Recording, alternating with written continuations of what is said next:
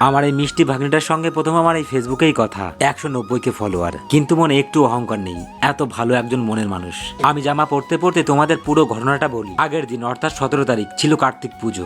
ভাগ্নিটি আমাকে SMS করেছে, call করেছে, আমাকে অবশ্যই আসতে বলেছিল। এতবার রিকোয়েস্ট করেছিল, আমি আর না বলতে পারলাম না আমার ভাগ্নিটিকে। তাই তো আজ আমি চলে যাবো আশারও ভাগ্নিদের বাড়ি। সময় তখন 7টা। আমরা বাড়ি থেকে বেরিয়ে পড়লাম।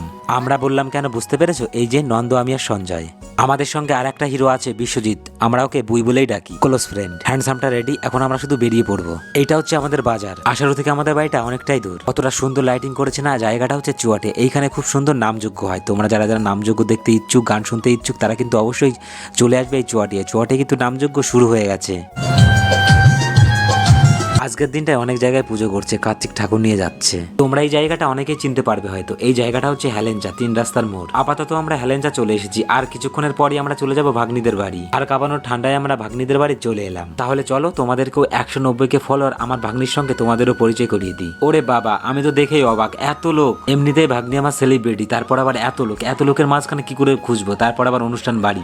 এখন আমার কলই করতে হবে। এদিকে আমার বন্ধুগুলো এইখানে বসে আছে। খুঁজে তো আমরা পেলামই না। তারপর আমি ফোন করলাম আর বললো, মামা আমি আসছি, তুমি একটু ওয়েট করো। পর এইখানে একটু বসে পড়লাম। ভাগ্নিটার সঙ্গে আমাদের দেখা হলো। তারপর আমরা চলে গেলাম ঘরে। যদিও অলরেডি আমি বাইরেই ছিলাম আর আমার বন্ধুগুলো অলরেডি ঘরে চলে এসছে। দেখতে পাচ্ছ নন্দ আর সঞ্জয়কে। ওহো, তোমাদের তো দেখালাম না এখনো ভাগ্নিকে। ভাগ্নি হচ্ছে সেলিব্রিটি মানুষ, ভাগ্নি তো একটু ভিআইপি, তো ভিআইপি ভাবে দেখা করো। দেখো বন্ধুরা, ফাইনালি আমি চলে এসেছি আমার সে ভাগ্নিদের বাড়ি। আর দেখো এই পুচকুটাকে দেখো, আমার ভাগ্নির ছেলে। কিউট না? পুচকুটার গাড়িটা ভেঙে গেছে, আমাকে বললো জুড়িয়ে দিতে। দেখো বন্ধুরা, আমার কাছে চলে এসছে। আমি ওকে বললাম ক্যামেরা একটা হাই দিয়ে দিতে।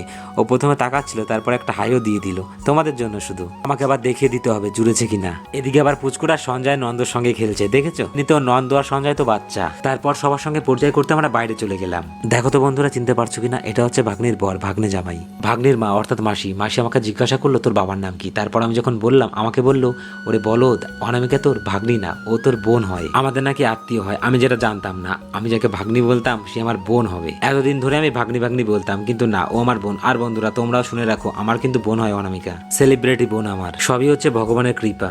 আমি ভাগ্নি বলতাম কিন্তু আমার বোন। যাই হোক না কেন, অ্যাটলিস্ট আমরা জানতে পেরেছি, এটাই অনেক। বন্ধুরা তোমরাও আমার সঙ্গে ভগবানের দর্শন করে নাও। তারপর আর কি, তারপর আমরা চলে গেলাম খাওয়ার টেবিলে। আর আমরা শুরু করে দিলাম খাওয়া দাওয়া। খাওয়া দাওয়ার পর্বটা অনেকটাই বড় ছিল, তাই তো খেতে খেতে আমাদের অনেকটাই লেট হয়ে গেল। তারপর একটু আমরা সেলিব্রিটি বোনের সঙ্গে একটু কথা বলে বোন আমাদের বাই বাই দিয়ে দিল। আর তোমাদের ভিডিওটা কেমন লেগেছে অবশ্যই জানিয়ে দিও।